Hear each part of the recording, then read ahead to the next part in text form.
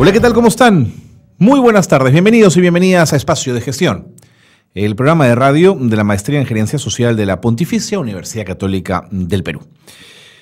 Uno de los temas que vamos a tratar hoy está íntimamente ligado con el quechua. Y ustedes dirán, ¿y esto qué tiene que ver con la gerencia social? Bueno, uno de los enfoques de la gerencia social tiene que ver con la interculturalidad. En la medida en que se desarrollan políticas públicas para un país con importante cantidad de quechohablantes, en un país que se desarrollan proyectos de desarrollo, digamos, en localidades donde hay quechohablantes, la necesidad de aproximarnos al mundo del quechua no es menor, es una necesidad real, es una necesidad importante. Bueno, hay quienes están empeñados en que aprendamos quechua y lo hagamos nuestro, y lo valoremos y le demos su espacio. Porque aquí no se trata de mayorías o minorías, no se trata de, tampoco fue el idioma más antiguo, por lo tanto el otro que llegó después tiene que someterse. No, se trata de una convivencia donde nos sintamos orgullosos todos de lo que tenemos. Nos acompaña Luis Paucar Tomailla, él es el director de Quechua para Todos. Bienvenido, Luis. Muchísimas gracias. Un gusto. Igualmente, gracias por la invitación. No, encantadísimo. Luis, quiero hablar de Quechua para Todos, pero antes quiero hablar de ti. Perfecto. Y que me digas cómo llega el quechua a ti y cómo lo haces tuyo. Bueno, en realidad yo viví con mis abuelos en los tiempos de... Yo nací en el año 78. Ya. Entonces yo viví en la zona de Chuschi. Ni más ni menos. Yo viví ahí. Bueno, yo nací en Huamanga, pero viví en Chuschi. ¿En el 80 todavía estabas en Chuschi cuando comienza la violencia de Sendero? Sí, así es. Y justo mi casa da a la espalda de la municipalidad. Ah, no te creo. ¿Y tienes recuerdo de ese día? No tanto, pero sí tengo recuerdos de las llegadas de personas. Entiendo. Que sacaban a la gente. Entiendo. Y mucha gente además falleció en la zona de Chuschi, ¿no? Sí, mucha gente. O sea, tú eres de allí. Sí. Ahí viví y el quechua era algo cotidiano. ¿Tus abuelos eran campesinos? Sí, eran quechohablantes. ¿Los dos? Sí. Sí. Y de la zona de Ayacucho, o sea, eran quechohablantes del quechua ayacuchano. Así es. Okay. Del quechua chanca, ¿no? Entiendo. Chanca, Entiendo. Entonces, ¿Y entonces fue una aproximación natural al quechua? ¿Tu primera lengua es el quechua o tú llegas a Chuschi hablando castellano? Aprendí ambos simultáneamente. Ah, no te creo. Aprendíamos simultáneamente. ¿No se cruzaron? ¿No te generaron una dislexia profunda? ¿No te hicieron daño? No, al inicio sí hay una anécdota de, si bien aprendí los dos, pero después mi hermana se fue a vivir a la casa de al mismo Huamanga, a la casa de mi tía. Ahí la mayoría hablaban español. Claro. Entonces, pero yo viví más en el campo, en la chacra con los abuelos, aprendiendo los cuentos, los mitos. Claro. Son dos niños diferentes, digamos, al final. Diferente, ¿no? Si bien entendía el español también, pero al encuentro con mi hermana ahí me di cuenta de que mi forma de hablar era diferente. ¿No? Entonces, ahí fue mi interés por el tema del idioma, ¿no? En ese contrastar con lo que tu hermana aprendía y con lo que sucedía en Huamanga, ¿sientes en algún momento que tu idioma es un idioma que podría, digamos, confrontarte con la ciudad, con lo que entenderíamos, entre comillas, con el desarrollo, el mundo moderno, o nunca pasó por tu mente eso? Bueno, sí encontraba yo diferencias, aunque en Huamanga mismo la gente, el quechua es muy común. Es muy común. Todos lo hablan. Es verdad. Ahora mismo los profesionales, abogados, fiscales, hablan español y todo, pero igual se comunican en quechua con una naturalidad que no llama mucho la atención, porque a mí no me llama la atención porque todo el mundo habla quechua. El asunto ahora es con los jóvenes. Ahí sí se nota, ¿no? Sí vamos a llegar a ello, pero quiero terminar de entender tu cosmovisión, Luis, para poder aterrizarlo aún más. Cuando ¿te molestas en quechua o en castellano? Cuando ¿eres feliz en quechua o en castellano? ¿O tu cabeza puede dividirse en dos hemisferios y recibir ambos idiomas con naturalidad? Hay una suerte de conflicto ahí. Hay una suerte de conflicto, por ejemplo, con el tema de conceptos diferentes de Occidente, digamos, de los Andes, con el tema de la gratitud, por ejemplo, ¿no? En el mundo occidental, digamos, yo lo pongo así, explico así porque... te entiendo, así es. Hablamos. Por ejemplo, la gratitud en el mundo occidental es decir gracias. Te hacen algún favor, tú dices gracias. Gracias, así es. De no decirlo, no es cortés. No es cortés, así es. No es educado. Así es, así es. En cambio, en el mundo andino no es así, ¿no? La gratitud no se muestra con una palabra, ¿no? La gratitud es un gesto de reciprocidad, ¿no? Okay. Que no es inmediato, puede ser posterior. Puede ¿no? ser posterior, claro. ¿no? O sea, un ejemplo típico es el asunto de cuando un vecino invita algo al otro vecino, ¿no? En una canasta, en un plato, en un mate. No le puedes devolver el plato vacío y decir muchas gracias. Eso no es, digamos, no cumple, no son las normas de etiqueta. Tienes que entregar, ¿no? Algo también. Algo también, ¿no? Algo también, ¿no? Entonces, por eso te decía que este programa, que está tan ligado a la gerencia social, ¿tú te imaginas cuando llega un director de una política pública a una zona quechohablante y no sabe de esto que estamos hablando? Y no entiende estas costumbres. ¿Te imaginas el rechazo que inmediatamente se puede generar con esa autoridad? Yo te cuento lo que vi y realmente lo que a mí me chocaba, ¿no? El asunto, de, por ejemplo, en el programa Juntos. Un programa Juntos decía, ¿no? Reunían a las señoras quechohablantes, todas por supuesto. Entonces las indicaciones del responsable, eran coordinador, eran en castellano. No te y a mí creo. me parecía una violencia terrible. ¿Ya? Es más, les llamaba la atención. Señoras, ¿cómo es posible que le hemos dicho que hagan esto, aquello y todo? Y los demás, es una violencia, eso es violento. Pero no entendían nada, o si lo entendían... Entienden un poco. Un poco, claro, el tono. Bueno, el tono, ¿no? Ahora, un poco también te cuento la labor que yo hacía. Bueno, yo soy psicólogo. ¿Ya? A la hora de hacer... ¿De San Cristóbal? No, de San Marcos. De San Marcos. A la hora, por ejemplo, de hacer charlas, digamos, intervenían personas de diferentes áreas, digamos, policía, el fiscal, trabajando temas de violencia, de género. Uy, eso es un temón. Por ejemplo. Ahí no hay quechohablantes casi ninguno. Ningún operador de justicia. Ese es un tema. Entonces, ese es un temón. Entonces, la charla que hace el policía, el fiscal, el abogado, quien sea, la hace en español. Entonces, es terrible. Ahora, cuando me tocaba entrar, también... yo lo primero que preguntaba, y también para que ellos puedan ver, la policía, los diferentes, digamos, operadores de justicia, por ejemplo, yo preguntaba al público, ¿lo hacemos en quechua o en español? Ellos decían quechua. Quechua pichu, Castilla simi pichu. Ahí en coro total, quechuapi, quechuapi, claro. Entonces, era como mostrarles, miren lo que la gente quiere, ¿no? Lo que la gente necesita. Porque el hecho que digan, bueno, pero ya entienden español. No es para el español. Si entienden un poco, no es lo mismo. No es lo mismo. O sea, ponte que sea inglés, es exactamente lo mismo, ¿no es cierto? Puedo entender unas cosas de inglés. Así es, pero no todo. Prefiero que me lo digan en español. Entiendo. Hablando español, ¿no? ¿Cómo ligo la psicología con el quechua? ¿Cómo te encuentras entonces más adelante con Quechua para Todos? Yo he trabajado en programas del Ministerio de Educación con el enfoque intercultural. Entonces, ahí vi una principal carencia. Si bien es cierto, había un discurso de que, bueno, hablemos de inclusión, Discurso. Pero, un caso concreto, un profesor de Churcampa, de un pueblo, ya, se le capacita para que aprendan a la... Churcampa, corrígeme, Huancavelica. Churcampa es Huancavelica. Huancavelica, sí. Claro. Pero, también las zonas donde se trabajó fue Churcampa, Huancavelica, Cusco, parte de Cusco, parte de Concepción, y Ayacucho, en esa zona. Era zona quechohablante. Entiendo. Ya. Entonces, lo que pedían ahí era, por ejemplo, el hecho de que... En Churcampa te pedían algo en relación con educación. Sí. Me estabas contando. Sí. De que se te ha ido la idea. Estoy intentando un poco te he visto la cara de refrescarla. ¿Que tenía que ver con qué? ¿Con la interculturalidad? ¿Con la narración? ¿Con qué? Ya, bueno, sí, ya la encontré. Bueno, el asunto es que se capacitaba un grupo de profesores por un periodo, ya sea un año o 2 años. Entonces, ya los tenías. Pero era solamente un grupo de profesores, ¿no? Y cualquier profesor que quería, digamos, el Ministerio de Educación tiene una suerte de evaluadores que cada año van y evalúan a los profesores. Pero el profesor, que buena parte de los profesores son quechohablantes, lo que hacen es que no tienen dónde estudiar. Un profesor que sabe medianamente quechua, o muchas veces las zonas de Ica migran para enseñar en Ayacucho, o de Lima, o de Corte, no tienen dónde.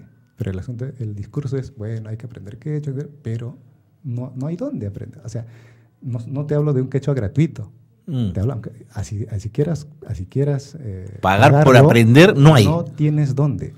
Ya, pero ¿no te parece, Luis, tú me corregirás si me equivoco, que esa es una responsabilidad de los quechohablantes? Establecer islas, conquistas, donde su idioma sea enseñado en el mundo privado y en el mundo público. Te hablo de los dos. Sí, definitivamente. O sea, es por eso que hacemos lo que hacemos. Claro. ¿no? Es por eso que en el quechua hay una palabra que se llama kikinchik, ¿no? Que es nosotros mismos, ¿no? Nosotros mismos. Nadie nos va a dar Suena nada. Bien, nosotros, kikinchik, ¿no? Entonces, y así tiene que ser, ¿no? Entonces, de ahí partió la necesidad de que hay una mala atención a los quechohablantes en el área de salud. O sea, el área de salud es lo mismo. Vas como quechohablante a una institución, a un hospital. Ya. Y si no habla, si la enfermera o quien te atiende no habla quechua, claro, estamos de acuerdo. Último, relegado, o te manda, bueno, a ver con alguien, a ver quién viene a ayudarme, o en el mejor de los casos. Okay, ¿no? Pero en tu experiencia, Luis, esos operadores de justicia, los policías, quienes atienden en salud, ¿tienen digamos, por lo menos el interés de aprender, las ganas de hacerlo? ¿Reciben algún estímulo por hacerlo? ¿O sientes que hay más bien apatía? Hay estímulos en ciertas zonas, te hablo de educación, de profesores, ¿no? Los que están, digamos, en el BRAE, más metidos en las zonas más complicadas, que son más quechohablantes, sí les dan ciertos bonos por ser quechohablantes. Económico, y hay un estímulo económico. Sí, pero en otras instituciones, en general, me parece que es el interés. Hay ciertas personas que se interesan, pero no es mayoritario, no es abundante. Mayoritario, o sea, por propia cuenta de ellos, ¿no? Claro. Es muy poco. Es muy poco. Entonces tiene que haber una suerte de obligatoriedad. No me gusta esa palabra, que para una lengua tenga que ser obligatorio, ¿no? A mí me preocupa que hay en la cabeza de estos funcionarios es, ¿para qué voy a aprender esta lengua? Mejor aprendo algo que me conecte más hacia afuera que hacia adentro, y esa es una preocupación permanente. Sí, eso es lo que la mayoría piensa, y en realidad la necesidad en el mismo campo es terrible, porque yo he visto, he tenido experiencias de encontrar enfermeras o obstetras también, por ejemplo, que han llorado, porque su población era todo quechohablante. Entonces lloraban en el sentido de rabia. De rabia, de impotencia, ¿no? Porque no superaban esa barrera, porque imagínate, en la universidad tienes los mejores puntajes, tienes claro. Pero a la hora de hacer tu trabajo, la calidad no te sirve nada todo lo que has aprendido si no lo aplicas con la lengua. Y lloraban en el sentido de que mi mamá, siendo quechohablante, nunca me enseñó. No me enseñó. Es más, que claro, la percepción de algunos adultos, exactamente, de un idioma que avergonzaba, era impresionante. Me tengo que ir a la pausa, Lucho, para seguir hablando de estos temas. ¿Te parece? Porque quiero hablar ya de Quechua para Todos, del proyecto y de todo lo que nos puedas contar esta tarde en Espacio de Gestión. Gracias por estar con nosotros. Bueno. Pausa y volvemos. Quédense con nosotros.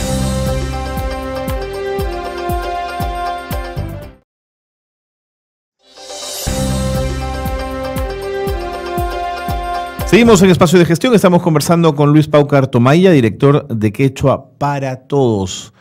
Luis, ya me has contado un poquito cómo te hiciste con el quechua, cómo lo aprendiste de aprender con H, ¿no? Cómo lo hiciste tuyo y se convirtió en una lengua tan importante para ti. ¿Qué cosa es Quechua para Todos? Quechua para Todos es un proyecto que quiere llegar a nivel nacional. Ya. Porque nosotros consideramos que el quechua debe ser accesible para todos, ¿no? Para todos absolutamente, ¿no? Entonces, el quechua para todos surge a raíz de, hablábamos de mi experiencia,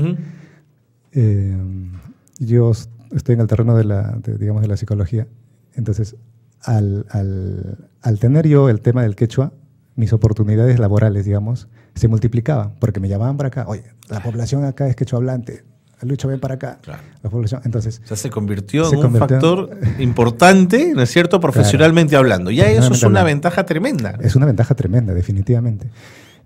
Entonces, pero el asunto era que las demás personas también querían aprender, los demás colegas querían aprender, entonces ya no me podía yo multiplicar, entonces empezamos a hacer unos videos tutoriales para decir, bueno, lo que preguntan, bueno, y ahí velo, en el YouTube está colgado y repásalo y revísalo. Y así surgió, y le pusimos un nombre, no, Quechua para Todos. ¿Pero qué es exactamente? ¿Es un programa de aprendizaje? ¿Qué cosa es?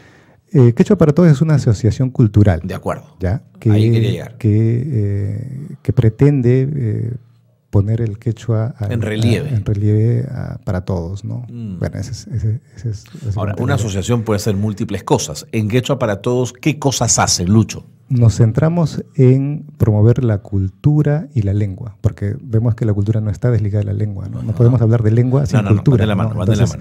Entonces, pero dan clases, enseñan, no sé, hay teatro.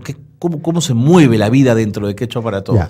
Comenzó en Huanta. ¿Ya? La idea era capacitar a profesores. Así comenzó, para profesores, porque te contaba de que... Los mejores artesanos del mundo, si me permites, están en Huanta, además. ¿No es cierto? Sí, a una hora de Huamanga, ¿no es cierto? Sí, hasta menos de 45 minutos. 45 minutos, cerca, okay. Sí.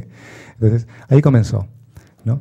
Pero paradójicamente, nosotros, si bien es cierto, habíamos hecho el esfuerzo para los profesores. ¿Ya? Al final no encontramos el interés de ellos. Ah, mira. Era paradójico, ¿no? Un poco frustrados. Oye, si estamos haciendo todo... Claro. Entonces, nos fuimos para Huamanga, ¿no? Okay. Huamanga, y después de ahí... ¿Que fundaron una casa, una oficina, alquilaron? Sí, al final era una casa, la casa en Ayacucho, viven mis padres, entonces ahí comenzábamos a hacer algunas las clases con un grupo de personas, con un grupo de colegas, básicamente. Entiendo. Y abogados también, ¿no? Que estaban interesados. Entonces dijimos, bueno, si las estadísticas nos muestran que la mayoría de quechua hablantes están en Lima por el tema de la migración, bueno, vayamos allá. Y ese era el asunto, ¿no? El quechua, los adultos que ya son quechua hablantes, por ejemplo, no saben leer y escribir en quechua. La mayoría de quechua hablantes en el Perú, digamos, en quechua somos es analfabeto en quechua. Analfabetos, ¿no? Entonces, esa es era otra área que nosotros queríamos abordar. Eso es ¿no? muy importante. Queríamos que los adultos conozcan, que puedan redactarse. Quizás por eso, Luis, se ha escrito tan poco en quechua, hay tan pocos libros, tan poca literatura en quechua. Sí, hay poca literatura, aunque sí hay en la zona sur. ¿Un poco más? En producción de poesía básicamente. De acuerdo. Poesía, pero por ejemplo, Cusco, seguramente. En Cusco, Ayacucho. Ok.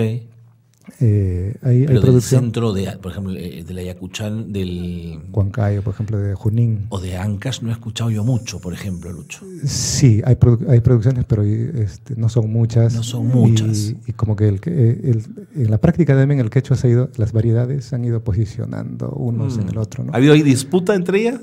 De todas maneras. ¿Por imponerse una a otra, sí? De todas maneras, sobre todo la variante ayacuchana con la cusqueña, digamos, ¿no? El collao con el chanca, digamos, ¿no? ¿Es muy diferente, Luis?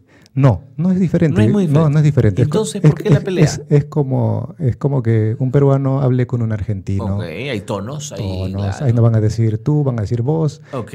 Esas cosas, pero eso no me impide comunicarme, ¿no? ¿Y con los otros quechuas? Con el quechua de Huaraz, digamos, el quechua central, sí hay un poco más de distancia, pero sí hay un nivel de comprensión. De comprensión, claro. Sí, ¿no? Entonces, sí hay un poco eso del regionalismo, de querer... Luis, ¿tú crees que los jóvenes están interesados en aprender quechua? ¿Les interesa el quechua? Esa es una sorpresa grata con la que nos hemos topado aquí en Lima, porque a los cursos que empezamos a hacer eran los jóvenes los interesados. No te creo. Y jóvenes que no necesariamente son quechua hablantes o sus padres son quechua hablantes, no necesariamente. ¿Y por qué querían aprender? Eso es lo primero que yo les pregunto y me dicen por un tema de identidad. De identidad, claro. ¿No? De identidad, ¿no? Claro, por sentirme tan ayacuchano como limeño, como de Iquitos, digamos, ¿no? Claro, o sea, más como peruano. También hemos encontrado testimonios de personas del extranjero que nunca se habían interesado aquí en el Perú por el quechua, pero en el extranjero nos contaban, tú eres de Perú, Machu Picchu, todas las quechua. Y les interesa. No la quechua. Entonces ahí como que quedaban mal, ¿no? O sea, claro, ¿qué sabes del quechua? No, de acuerdo. Hacían unas palabras, pero no sabían nada. Entonces, de acuerdo. Eso hacía bastante, ¿no? Entiendo.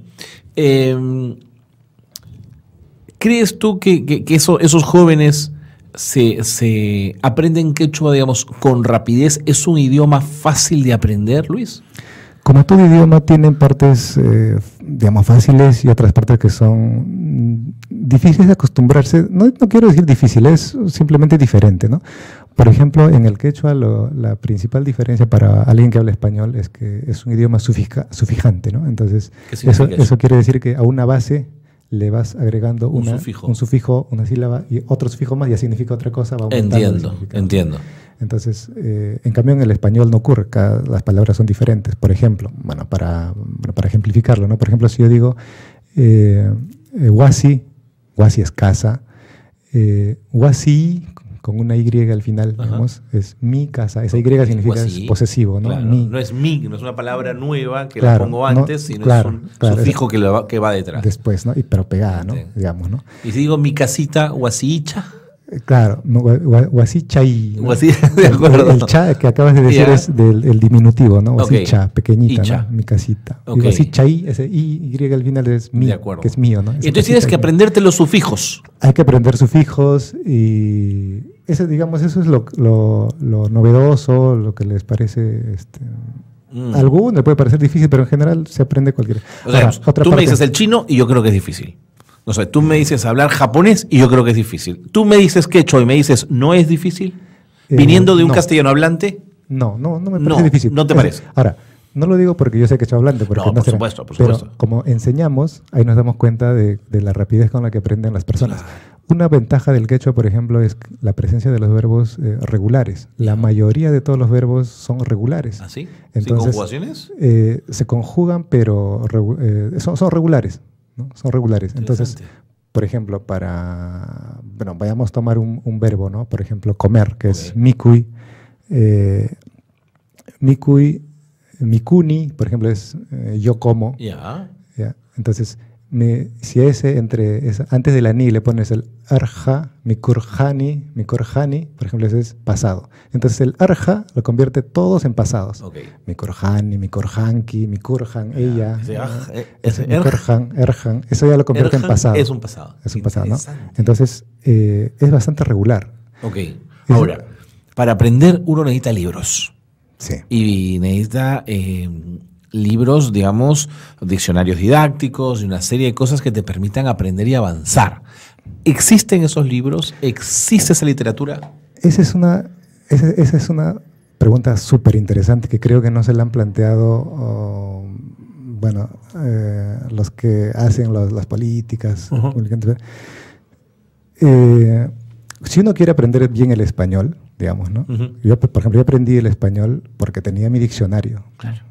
Todos tienen algún diccionario enciclopédico o el diccionario de la Real Academia y todo, pero en el quechua no puedes conseguirlo.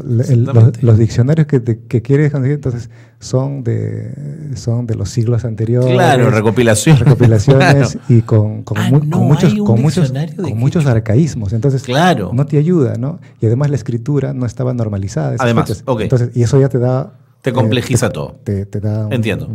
Hay una barrera tremenda ahí, ¿no? Para aprender, ¿no? Entonces, en base a eso también nosotros hemos hecho nuestros propios materiales. Eso te iba a preguntar. Si además has estado en el Ministerio de Educación y de alguna manera podías tener la experiencia de ver cómo se trabajan esos libros, ¿no? Sí. Lo que se hacía ahí, por ejemplo, era la producción local, sí se recopilaba en cuentos y se hace, es muy interesante, pero... el material para personas que quieren aprender el quechua, digamos, de la ciudad, desde el español, ahí considero que hay una deficiencia, hay un vacío, ¿no? Hay un vacío grande, ¿no? ¡Qué pena!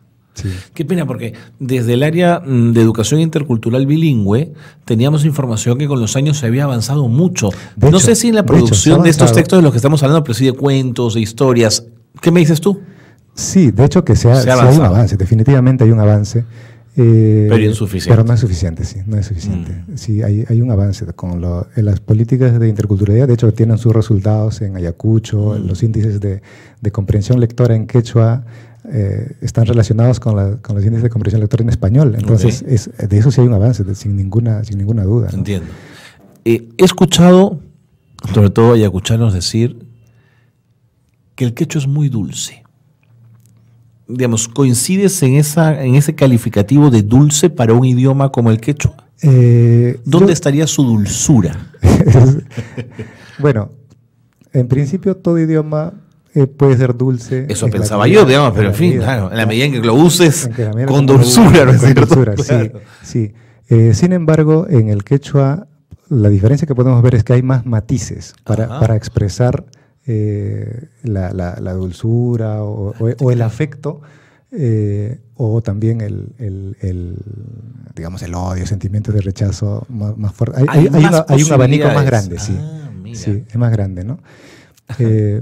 Por ejemplo, si una mamá ve a su niño golpearse, la mano, por ejemplo, ¿no? En español, ¿qué dirías? Dirías, uy, su manita, ¿no? Claro, se golpeó su manita. Claro. Pero en el quechua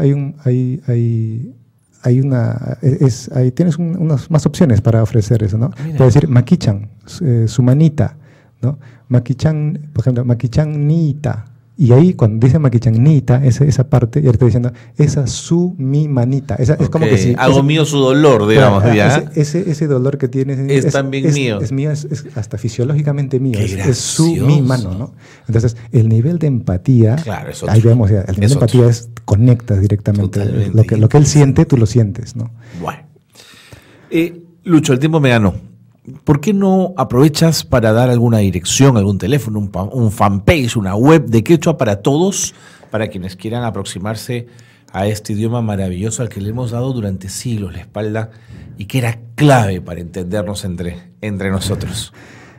¿Cómo no? Bueno, básicamente es fácil de ubicarnos en el fanpage, a través del fanpage de Quechua para Todos. Ya, así, Quechua para Todos tal cual. Sí, y llego al fanpage con rapidez. Sí, ¿ya? También hay una página web, quechuaparatodos.com. ¿no?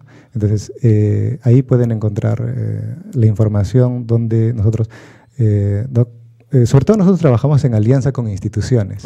Y los locales, los ambientes la prestan las instituciones a cambio de, ¿no? Utilizamos el tema de la reciprocidad, que es un elemento imposible, con el que se ha desarrollado muchas.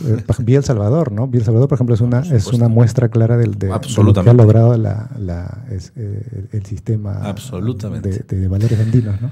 Muy bien, Luis, me tengo que ir. Muchísimas gracias. Gracias por habernos aproximado a tu mundo, al mundo del quechua, que es nuestro mundo también, sí, el mundo de quienes es nuestro mundo, ¿no? Quienes hablamos castellano, pero amamos este país con intensidad, aún no hablemos el quechua. Ni el aguajún, ni el shipibo-conibo, ¿no es cierto? Ni esas otras, ni la aymara, lenguas tan nuestras también. En realidad sí, por las lenguas tenemos muchísimo que hacer, como tú acabas de decir bien, ¿no? O sea, el quechua no es más ni menos que otras lenguas que tienen, entonces todas las lenguas tienen el respeto, ¿no? En el tema de interculturalidad, eso es la interculturalidad, ¿no? Estar de igual a igual. Reconociéndonos todos, ¿no? en ello.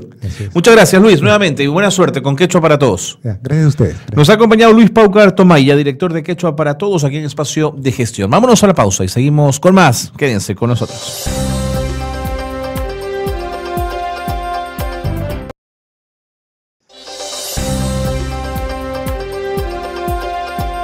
Muy bien, continuamos en Espacio de Gestión, el programa de radio de la Maestría en Gerencia Social, y siempre nos gusta hablar de los emprendimientos sociales y más cuando estos tienen un aspecto cultural, como nos lo propone Nueva Semilla. Nueva Semilla es un centro cultural en Villa María del Triunfo, y Percy Vergara, que forma parte de Nueva Semilla, está con nosotros para contarnos de este emprendimiento. ¿Cómo estás, Percy? Qué gusto tenerte aquí, bienvenido. Gracias, igualmente. Gracias por la invitación. No, hombre, encantado. Gracias por estar con nosotros. ¿Qué edad tiene Nueva Semilla? Bueno, vamos a cumplir 20 años este 25 de febrero. Ajá, 20 años. ¿Y con qué objetivos nace?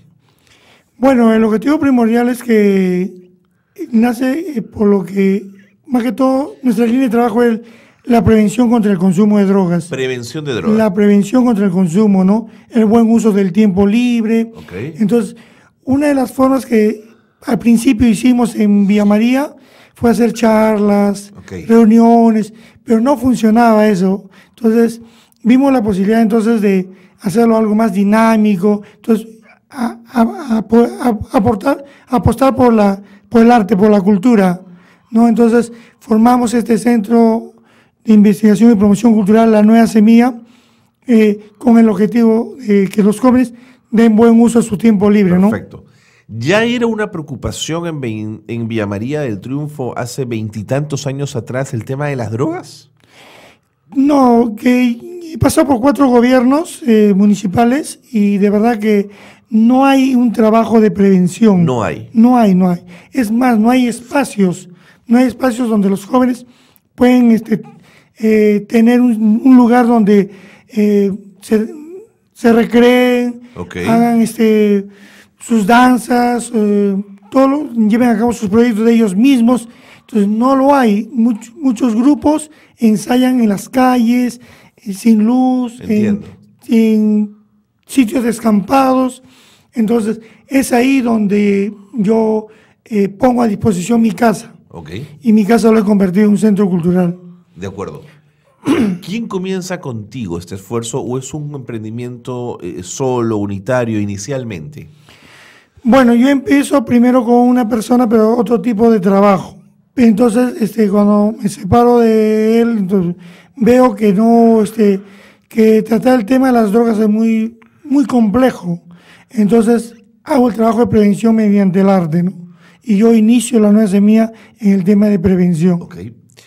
¿Tenías experiencia en el arte, en lo cultural, para enfrentar el problema del tiempo libre y el posible mal uso de ese tiempo libre pensando en las drogas? ¿Dónde nace tu experiencia? Bueno, yo no soy profesor, Okay. no soy profesor de canto, de dibujo, de hip hop, breakdance, danza folclórica. Es más, no desconozco todo eso. Ok, pero ¿qué tenías? ¿Una sensibilidad especial, una preocupación? Mi preocupación era que los jóvenes den buen uso de su tiempo libre. Entonces, pongo a disposición mi casa, como te dije antes, y hago que los mismos jóvenes vengan con sus ideas y lo plasmen en este espacio. Ok. Y bueno, mi experiencia, bueno, no me siento a gusto decirlo, pero fueron las calles. Las calles. Sí, mi experiencia fueron las calles. Ahí pudiste darte cuenta que había problemas muy complejos. Me di cuenta, y más que todo, que el joven necesita las herramientas necesarias, por más que tengan una buena formación, por más que tengan, que lo estén cuidando sus padres, pero tienen que estar ocupados en cosas positivas. Entiendo. Porque para mi punto de vista, muchos jóvenes tienen toda la semana, están estudiando, se sacan la mugre, entonces trabajando toda la semana, llega el día sábado, y el día sábado, bueno, los papás le dan permiso, que se vayan a divertir, que todo por acá, pero no se dan cuenta que no saben con qué amigos se van a ir a divertir, no saben en qué lugares van a estar, y ahí es donde vienen las violaciones, el consumo de droga experimental, y ahí poco a poco algunos no tienen una personalidad bien definida y sucumben rápido, ¿no? Ok. Digamos, pones la casa y ¿cómo convocas? ¿Cómo comienzan a llegar los chicos? ¿Cómo se van enterando que hay un espacio en su barrio que los va a acoger? Bueno, comienzo yo mismo a participar en todas empiezo con las activaciones culturales que hasta la fecha lo hago. ¿Ya? Tomamos las calles, tomamos los... Pero al principio estaba solo y con Claro. este socio, ¿cómo?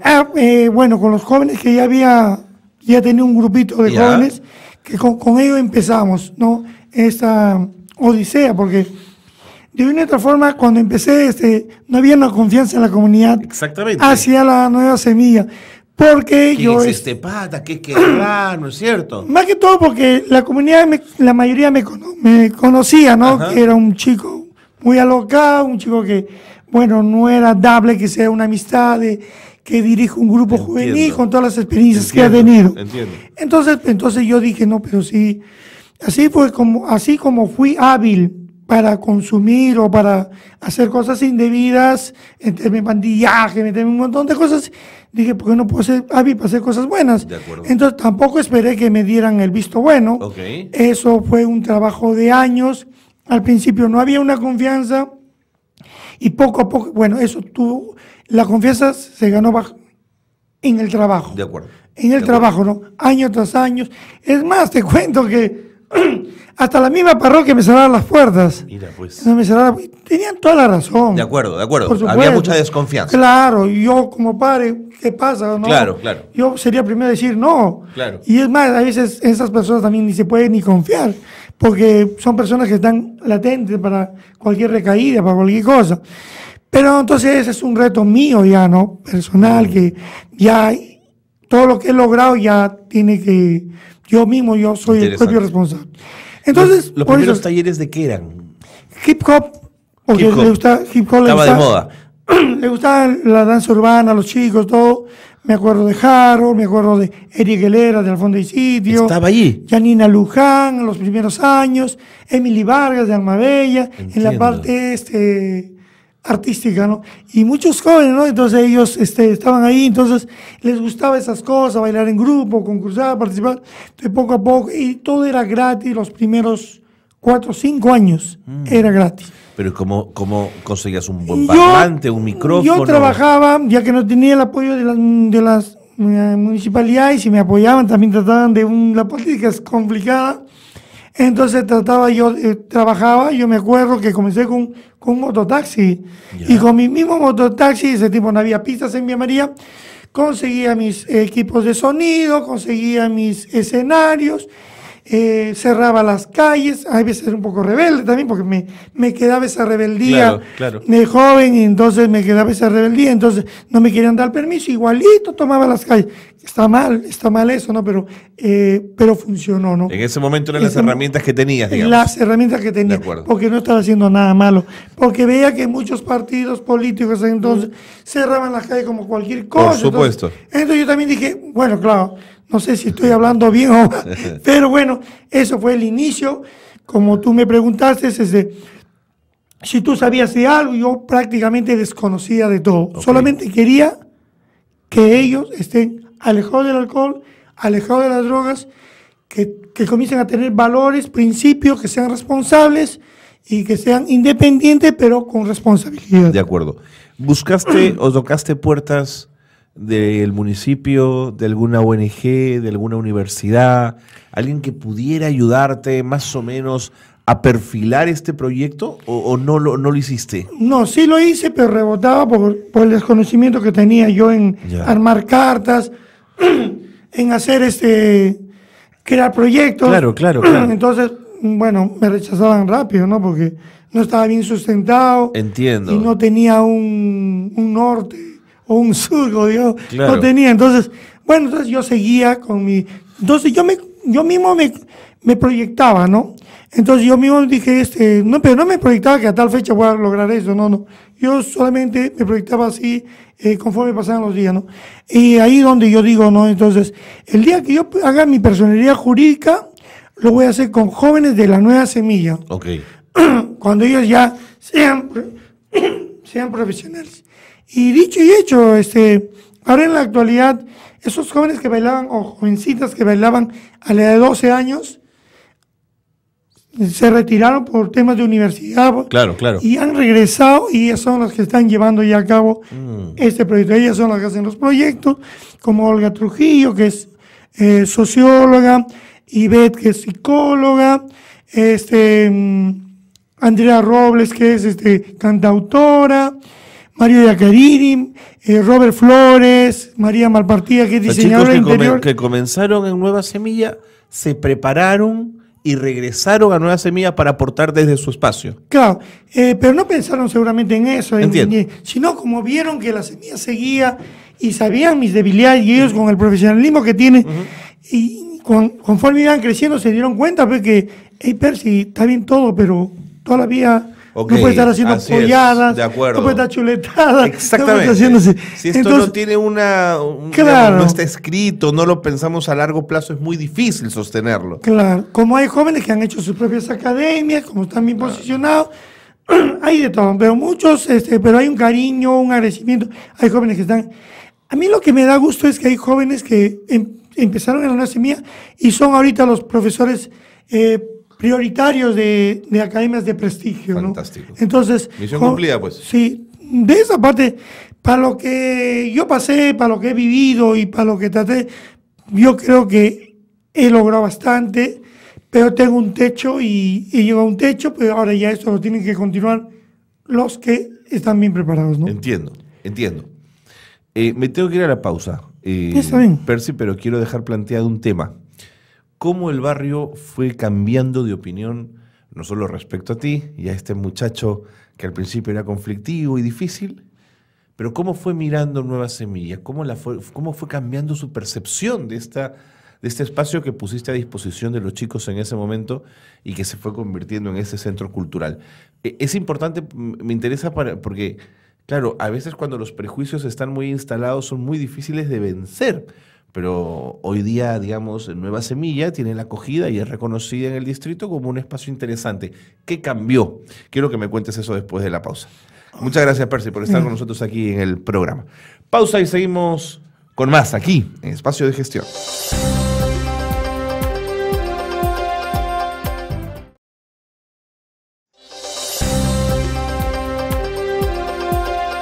Seguimos en Espacio de Gestión. Qué bueno que se han quedado con nosotros porque estamos conversando con Percy Vergara. Percy es de Nueva Semilla, un centro cultural en Villa María del Triunfo que empezó él, digamos, con el esfuerzo que tiene uno con sus dos manos y sus dos pies por intentar generar un espacio que permitiese el buen uso del tiempo libre a los chicos y a las chicas del distrito. Un distrito, nos ha contado Percy, si ustedes han estado con nosotros lo habrán escuchado, que estaba muy impactado por el consumo de drogas y que él de alguna manera en esa experiencia había crecido, había vivido y quería de alguna manera alejar a los chicos de ese peligro.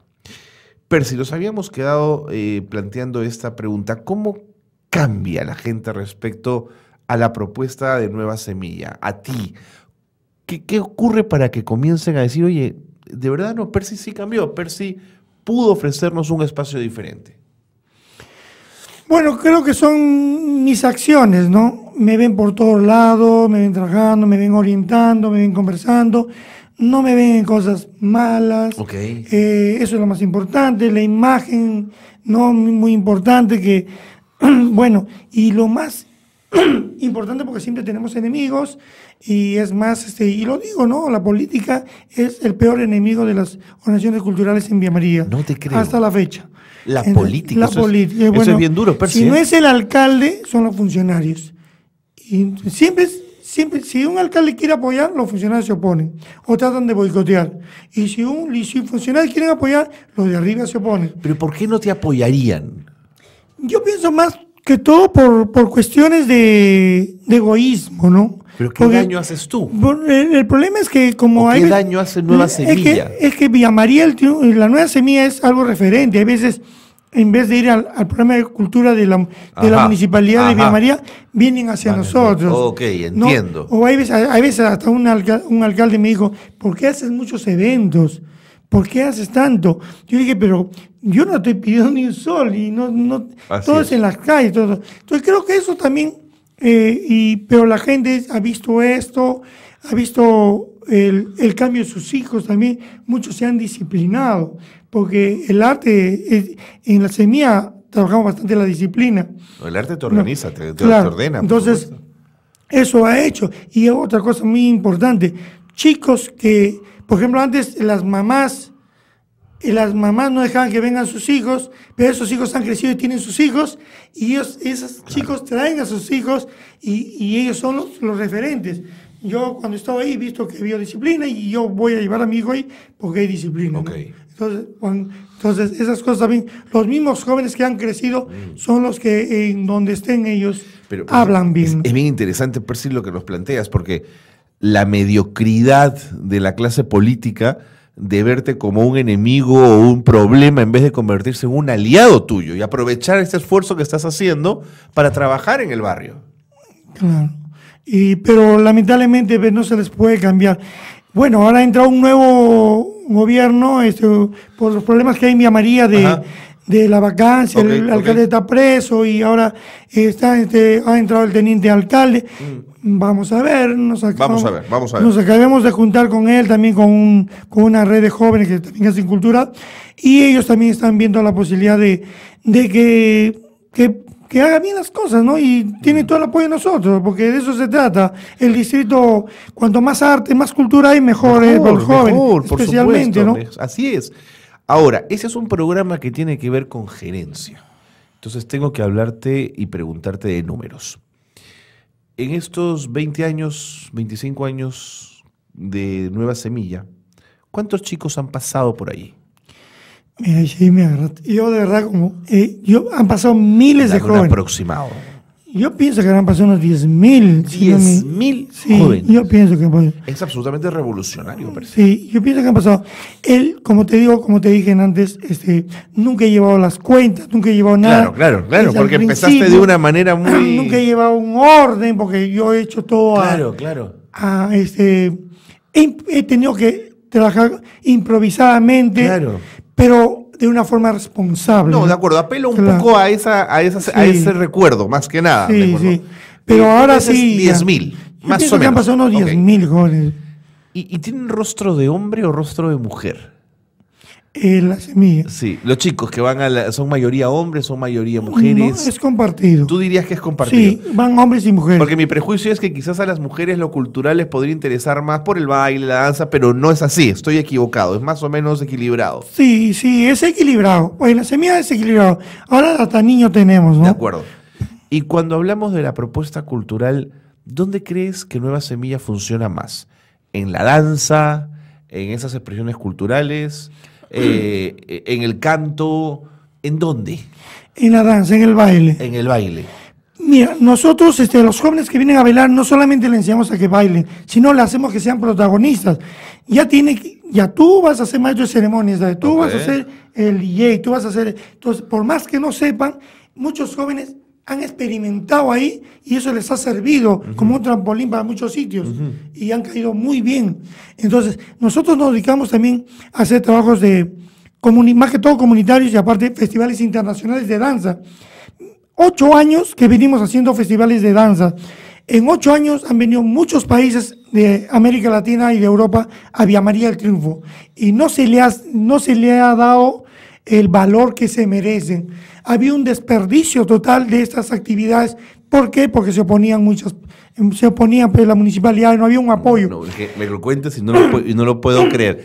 Pero- Un festival internacional con grupos que venían ¿de dónde? De Brasil, de México, de Chile, de Ecuador.